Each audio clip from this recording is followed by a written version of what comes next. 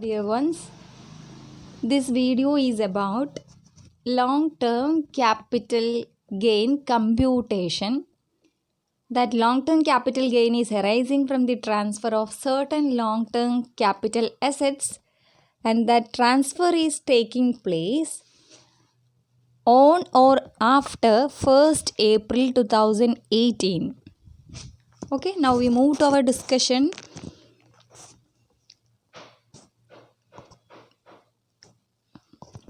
Okay, today's discussion is on this particular point. What is that? Long-term capital assets. What are the long-term capital assets that we are transferring? When we are transferring, and how we compute the cost of acquisition of these assets, these long-term capital assets. So one thing is important, that should be a long-term capital asset, and that should be these three assets, and that transfer should take place on or after 1st April 2018.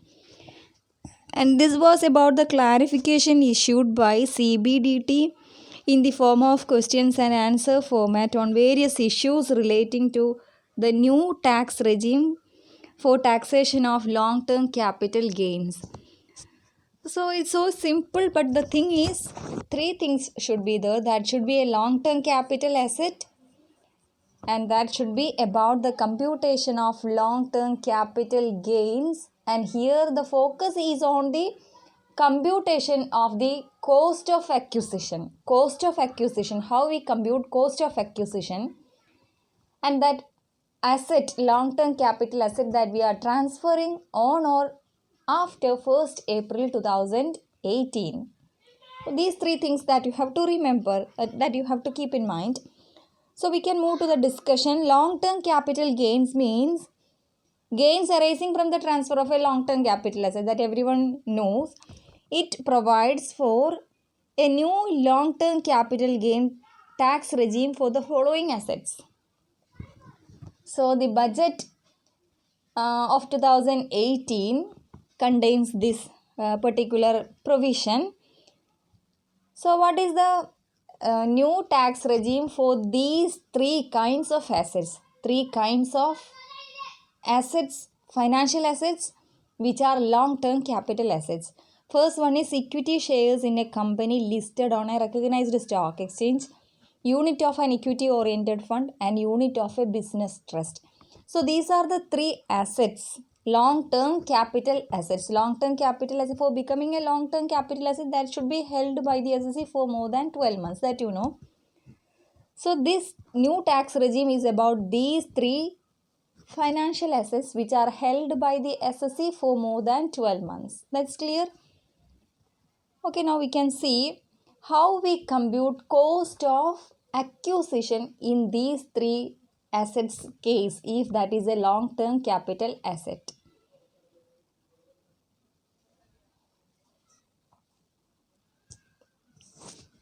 You just go through the slide, that is about whether it is a short-term or long-term capital gain, and how can we decide and all. Okay. So the focus of this video is on the computation of cost of acquisition of these kinds of long-term capital asset. Long-term capital asset which was transferred on or after 1st April 2018, how to compute capital gain. And in the computation of that capital gain, our focus is on the cost of acquisition. What is the cost of acquisition? That is the matter of discussion, right? So while computing the long-term capital gain of these assets, these long-term capital assets, cost of acquisition is determined using the formula given below.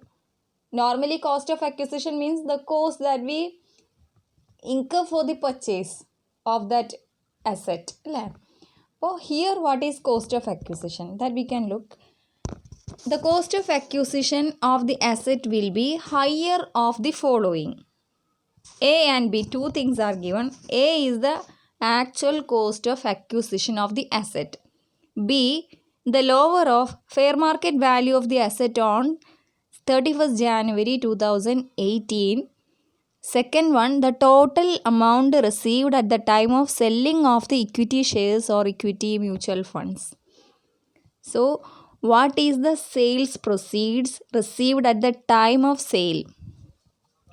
Total amount received at the time of selling that long-term capital asset and fair market value. These two things are compared, and the lower one of these two is compared to the actual cost of acquisition. Whichever is higher is taken as the cost of acquisition. So first of all, we have to compare fair market value of that asset on 31st January 2018 and sales proceeds of that long-term capital asset. The lower of the two will be taken. Then that item that we taken is compared to the actual cost of acquisition. Actual cost of acquisition or the value decided as per B. Whichever is higher is the cost of acquisition. We are discussing the scenarios with illustratory figures so that it will be clear to you. So while computing capital gain like this, we are not having the benefit of indexation here. Normally while computing long-term capital gain, we will index the cost of acquisition. But here the long-term capital gain is computed without giving effect to the provisions of indexation. Means the benefit of inflation indexation of the cost of acquisition would not be available for computing long-term capital gain like this. Okay, and the transfer of that long-term capital asset is happening on or after 1st April 2018. And if the long-term capital gain you are having that is exceeding rupees 1 lakh arising from the transfer of these assets will be taxed at 10%. Here the holding period of the asset will be counted from the date of acquisition. Instead of capital gain, if you are having capital loss, long-term capital loss, instead of long-term capital gain, if you have that long-term capital loss can be set off against other long-term capital gains in the same year if there is unabsorbed long-term capital loss that you can carry forward and set off against long-term capital gains. So these are the important provisions relating to the computation of long-term capital gain under the new tax regime. So what are the things we discussed? Here the asset should be a long-term capital asset that is transferred on or after 1st April 2018. And here you are computing the cost of acquisition. How to compute the cost of acquisition, that is important, and no benefit of indexation will be given to the SSC. So the cost of acquisition means the cost of acquisition that is there for the first item. Second item is the sales proceeds and fair market value that you have to compare which one is lower is to be taken. That is to be compared to the actual amount incurred by the SSC for the purchase of that asset, and whichever is higher is taken as the cost of acquisition for computing capital gain. Okay. Here the asset is a long-term capital asset, means that should be held by the SSC for more than 12 months and on which STT should be paid at the time of transfer, means securities transaction tax should be paid at the time of transfer. All these things you have to remember. Anyway, the focus is on the computation of cost of acquisition. How we treat, what is the cost of acquisition, that is the focus. Okay, now we move to the different scenarios. Scenario 1. An equity share is acquired on 1st January 2017 at rupees 100. Its fair market value is on 31st January 2018 is rupees 200. And it is sold on 1st April 2018 at rupees 250. Okay. The equity share is acquired. The cost of acquisition is rupees 100. That is purchased on 1st January 2017 and sold on 1st April 2018. means that asset is held by the assessee for more than 12 months. That is a long-term capital asset. That sale is happening on 1st April 2018. So that is coming under the new tax regime. That is clear to you? So cost of acquisition, normally we compute the sales proceeds 250. The asset, this equity share is sold for 250. Cost of acquisition is 100 rupees. So the capital gain will be, usually that will be 150 rupees. Right. But here it is coming under the new tax regime. So the cost of acquisition that we have to decide as per the new tax regime. Right. So cost of acquisition or another cost of acquisition 100. That is the first point. Second thing or another 200 rupees is the fair market value on 31st January 2018. That 200 and 250 sales proceeds, these two are compared. 200 fair market value, 250 the sales proceeds, selling price, whichever is lower. 200 is the lower figure, fair market value is the lower one, that is taken. Fair market value is lower, 200. That 200 is compared to the cost of acquisition rupees 100, whichever is higher. Fair market value 200 is more than that of the cost of acquisition. So here the cost of acquisition is rupees 200. How we decided it? Once again I will repeat it. Sales proceeds 250, fair market value 200. These two are compared. The lower one is taken. The lower one is 200 fair market value. Then that lower figure is compared to cost of acquisition rupees 100. Of these two, cost of acquisition and the fair market value, the lower figure that we took, these two are compared. And of these two, the higher figure is taken, 100 and 200. The higher figure is 200 fair market value on 31st January 2018. That is the cost of acquisition. So while computing the capital gain, full value of consideration minus cost of acquisition, indexation benefit is not available even if it is a long-term capital asset. But 250 is the selling price minus cost of acquisition 250 rupees is the long-term capital gain. Clear now? Okay. Again I'll show you that actual cost of acquisition. First item, here it is 100 rupees. Second thing, that you have to compare the fair market value and the sales proceeds, selling price. The lower of fair market value and selling price is taken, that is compared to the actual cost of acquisition. Okay.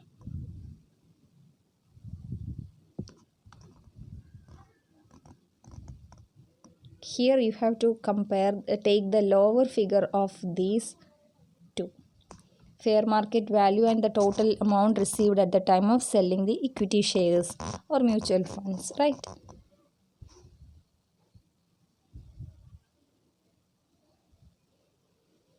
Okay, that's about scenario 1. Next we are moving to scenario 2 with another illustratory figure. An equity share is secured on 1st January 2017 at rupees 100. Its fair market value is 200 on 31st January 2018 and it is sold on 1st April 2018 at rupees 150. Okay, here also we compare the fair market value and selling price. Fair market value 200, selling price rupees 150. The lower one is selling price 150, that is taken. That is compared to the actual cost of acquisition rupees 100, whichever is higher is taken. 150 or 100, whichever is higher. 150 is higher. So here 150 is the cost of acquisition. Okay. If that is the cost of acquisition, what is the amount of capital gain? Capital gain is selling price minus cost of acquisition. Selling price is 150. Cost of acquisition is also 150. So there is no capital gain. Clear now? Third scenario is An equity share is acquired on 1st January 2017 at rupees 100. Its fair market value is rupees 50 on 31st January 2018 and it is sold on 1st April 2018 at rupees 150. In this case, how we decide the cost of acquisition? Here also, first of all, we have to compare the fair market value and selling price. Fair market value 50 rupees. Selling price is 150. The lower one is 50 rupees. The lower one is 50 rupees. That is taken. That is compared to cost of acquisition rupees 100. 100 rupees or 50 rupees, whichever is higher is taken. So here 100 rupees cost of acquisition is higher. That is the cost of acquisition of the asset. Long-term capital gain is equal to selling price minus cost of acquisition. Sales proceeds 150 minus cost of acquisition rupees 100. 50 rupees capital gain. That is clear to you. So that's all about the computation of long-term capital gains in case of certain long-term capital assets as per the new tax regime. Here, what is meant by fair market value and everything, how to compute it and everything is clarified by CBDT. Anyway നിങ്ങൾക്ക് മനസ്സിലാകാൻ വേണ്ടിയിട്ട് ഒന്നും കൂടെ മലയാളത്തിൽ പറയാണ്. The cost of acquisition of the asset, അതാണ് ഈ ഒരു വീഡിയോയിൽ നമ്മൾ ഡിസ്കസ് ചെയ്തത്. എന്ത് അസറ്റിൻ്റെ ലോങ് ടേം ക്യാപിറ്റൽ അസറ്റാണ്. ലോങ് ടേം ക്യാപിറ്റൽ അസറ്റ് എന്ന് പറഞ്ഞാൽ ഏതൊക്കെയാണെന്നുള്ളത് നമ്മൾ ആദ്യം ഡിസ്കസ് ചെയ്തു. ലോങ് ടേം ക്യാപിറ്റൽ അസറ്റ് ആകുമ്പോൾ 12 മന്ത്സിൽ കൂടുതൽ ഹോൾഡ് ചെയ്തതാവണം. സെക്യൂരിറ്റീസ് ട്രാൻസാക്ഷൻ ടാക്സ് ട്രാൻസ്ഫറിൻ്റെ സമയത്ത് അടയ്ക്കുന്നതാവണം. ഇനി അതിൽ നമ്മൾ long term capital gain compute ചെയ്യുമ്പോൾ എങ്ങനെയാണ് ലോങ് ടേം ക്യാപിറ്റൽ അസറ്റിൻ്റെ കോസ്റ്റ് ഓഫ് അക്വിസിഷൻ തീരുമാനിക്കേണ്ടതാണ് ഈ ഡിസ്കഷൻ. കോസ്റ്റ് ഓഫ് അക്വിസിഷൻ എന്ന് പറയുന്നത് ആദ്യം നിങ്ങൾ ചെയ്യേണ്ടത് fair market value on 31st January 2018 അതും ആ സെക്യൂരിറ്റി സെല് ചെയ്യുമ്പോൾ കിട്ടുന്ന സെയിൽസ് പ്രൊസീഡ്സും രണ്ടും കൂടെ കമ്പയർ ചെയ്തിട്ട് അതിൽ ലോവർ എമൗണ്ട് ഈസ് ടേക്കൺ. എന്നിട്ട് ആ കിട്ടിയ ഫിഗറിനെയും കോസ്റ്റ് ഓഫ് അക്വിസിഷനെയും കൂടെ കോസ്റ്റ് ഓഫ് പർച്ചേസിനെയും കൂടെ കമ്പയർ ചെയ്തിട്ട് അതിൽ ഹയർ ഏതാണോ അതാണെന്ത് കോസ്റ്റ് ഓഫ് അക്വിസിഷൻ അല്ലെങ്കിൽ നമ്മൾ കോസ്റ്റ് ഓഫ് പർച്ചേസ് ആയിട്ട് ട്രീറ്റ് ചെയ്യേണ്ടത്. എന്നിട്ട് നമ്മൾ എന്ത് ചെയ്യണം, സെല്ലിംഗ് പ്രൈസിൽ നിന്ന് സെയിൽസ് പ്രൊസീഡ്സിൽ നിന്ന് ഈ കോസ്റ്റ് ഓഫ് അക്വിസിഷൻ മൈനസ് ചെയ്യുമ്പോൾ നമുക്ക് കിട്ടുന്നതാണ് ലോങ് ടേം ക്യാപിറ്റൽ ഗെയിൻ. സാധാരണ നമ്മൾ long term capital gain compute ചെയ്യുമ്പോൾ ഇൻഡെക്സേഷൻ ബെനിഫിറ്റ് കിട്ടും. ഇവിടെ ന്യൂ ടാക്സ് റെജീം ബേസ് ചെയ്താൽ ഇൻഡെക്സേഷൻ ബെനിഫിറ്റ് ഇല്ല. ലോങ് ടേം ക്യാപിറ്റൽ ഗെയിനിന് പകരം ലോങ് ടേം ക്യാപിറ്റൽ ലോസ് ആണെങ്കിൽ നമ്മൾ എങ്ങനെയാണോ long term capital gain set of ചെയ്യുക ആ ബെനിഫിറ്റൊക്കെ കിട്ടും. പിന്നെ 10% is the tax rate for the long term capital gain if any, and the holding period will be counted from the date of acquisition itself. എന്നാണോ നമ്മൾ acquire ചെയ്ത് അത് മുതൽ നമുക്ക് എന്താണ് holding period asset 12 months hold ചെയ്തോ അല്ലേ എന്നുള്ളത് ഡിസൈഡ് ചെയ്യാം. ഷോർട്ട് ടേം ക്യാപിറ്റൽ ഗെയിൻ ആകുമ്പോൾ 12 മന്ത്സിൽ കുറവാണെങ്കിൽ അല്ലെങ്കിൽ 12 മന്ത്സേ ഉള്ളൂ എങ്കിൽ നമ്മൾ സാധാരണ എങ്ങനെയാണോ usually short term capital gain compute ചെയ്യുക അതുപോലെയാണ് കമ്പ്യൂട്ട് ചെയ്യുക. So that's all about today's discussion. Okay, so that we can stop it now.